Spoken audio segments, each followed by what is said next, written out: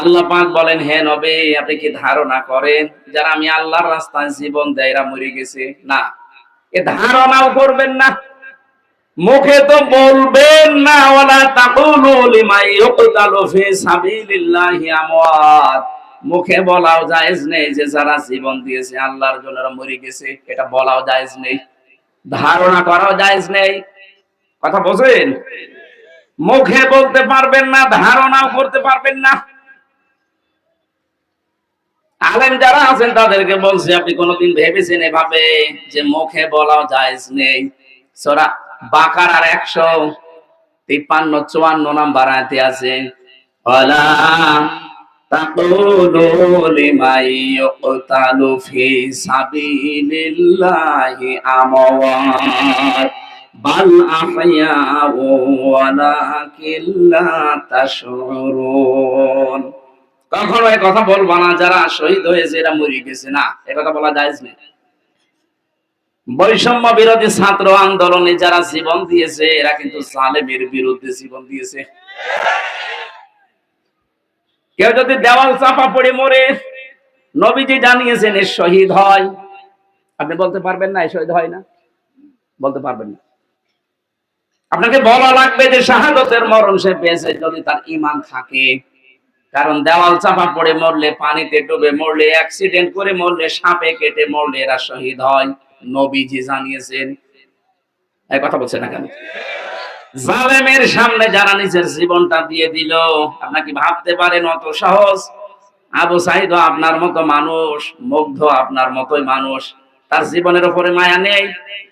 আপনার মায়া আছে, জীবনের উপরে তার মায়া নেই। সেভাবে বুকটা পেতে দিল, এমনি দেয়নি, জর্জরিত হয়ে গেছে।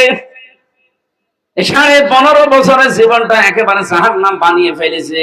তাদের বিচারপতি বলেছে যে বাংলাদেশটা আপনারা জাহান্নাম বানিয়ে ফেলেছেন, আমার কোনো অধিকার নেই, আমি কথাও বলতে পারি না, আমি শ্বাস নেব মন ভরে তাও নিতে পারি না, এরকম কঠিন জানসা বিক্ষুব্ধ ঝঞ্ঝা বিক্ষুব্ধ এই পৃথিবী বানিয়ে ফেলেছিলেন আপনি। এই কঠিন পরিস্থিতি থেকে জালেমের বিরুদ্ধে জীবনটা দিয়ে গেল, সবচাইতে মূল্যবান তার কাছে। আর অনেক শয়তান এখন বলছে না ও শহীদ হয়নি, নিজে নিজে মরেছে। ওর দাঁত মুখ খুলে ফেলা দরকার। শয়তান শহীদকে ইয়ার কি মারা জিনিস?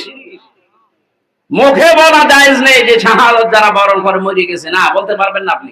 তারা জীবিত, আপনি টের পাচ্ছেন না তাই।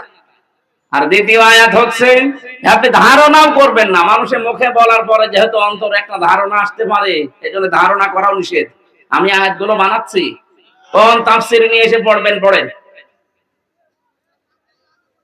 যেই মানুষগুলো সত্যি শাহাদাতের মরণ পেয়েছে, বলা তো যাবেই না, ধারণাও করা যাবে না যে মরে গেছে।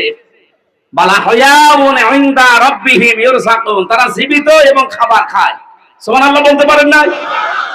এই মানুষ মারা গেলে, ঘুমিয়ে থাকলে খাবার খাওয়া লাগে না? আপনি একজন ঘুমিয়ে গেছে, ওর খাবার দেওয়া লাগবে? জেগে থাকলে খাবার খাওয়া লাগে। আল্লাহর শব্দ দেখেছেন না, বালা হায়াউন, তারা জীবিত, ইনদা রাব্বিহিম ইরযাকুন, তাদের রবের কাছে তারা রিজিক পাচ্ছে, আল্লাহ নিজে তাদেরকে খাওয়ায়। সুবহানাল্লাহ বলতে পারেন না? এই যে তাকে তাকে আল্লাহ এই মরণটা দেবে, জীবনও না। আল্লাহ রাব্বুল আলামিন বলেন, ওয়ালিয়া'লামাল্লাহু আল্লাযীনা আমানু ওয়া ইয়াত্তাখিযা মিনকুম শুহাদা আল্লাহু লা ইউহিব্বুজ যালিমিন। সূরা আলে ইমরান 140 নম্বর আয়াত, 4 নাম্বার পারা, 6 নাম্বার পৃষ্ঠার 15 নম্বর লাইনে আছে। রাব্বুল আলামিন জানিয়েছেন, সাবধান, ওয়ালিয়া'লামাল্লাহু আল্লাযীনা, বা জেনে রাখো, দুইটা অর্থই হয়। জেনে রাখো তোমাদের ভেতরে যাদের ঈমান আর যাদের কাজকর্ম আল্লাহর কাছে পছন্দ হয়, এই মানুষগুলো আল্লাহ শাহাদাতের মরণ দিয়ে ধন্য করে। তাদেরকে এমনি এমনি মরণ দেয় না, তাদের শাহাদাতের মরণ দেয়। তাদেরকে শহীদ হিসাবে আল্লাহ গ্রহণ করতে চান, কারণ শহীদ হলেও মরে না, ও জিন্দা, কিয়ামত পর্যন্ত খেতেই থাকবে। শহীদ আবু সাঈদ হয়তো দুনিয়ায় গরিব মানুষের ছেলে, খাবার তেমন পায়নি, কিয়ামত পর্যন্ত আল্লাহ এখন নিজে তাকে জান্নাতের খাবার খাওয়াবেন। আমি যে কথা বলতে চাচ্ছিলাম, আমাদের ভেতরে সত্যি যারা ঈমান আনে আর ঈমানের উপরে যদি টিকে থাকতে পারেন, আর এলেম অর্জন করে যদি এলেমের উপরে আপনার কাজ কর্ম থাকে, মাস্ট বি দারাজাত, বহুবচন।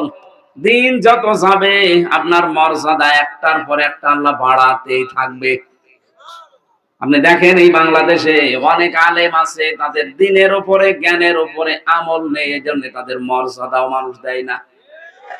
আমি নিজে বলছি আপনাকে, ফরিদউদ্দিন মাসুদ আপনাদের এই জেলার মানুষ না? ওই লোকটাকে এখন নিয়ে আসেন, কুকুরকে দেখলে মানুষ যেমন ঘৃণা করে, ওকে দেখলে ঘৃণা করবে।